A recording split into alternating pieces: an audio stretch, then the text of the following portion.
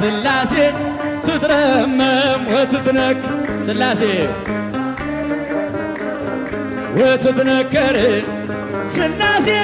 ትትረመም ወትትነከር ስላሴ ትትረመም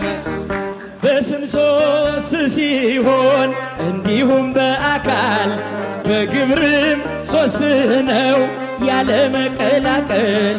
ፍጥረትን በመፍጠር በአምላክነት በባህርና ደግሞም በመንግሥት አንድ አምላክ ነው እንጂ አይባልም ሶስት ስላሴ ትትረመም እጃችሁ ወትትነከር ስላሴ ትትረመም ወትትነክ ስላሴ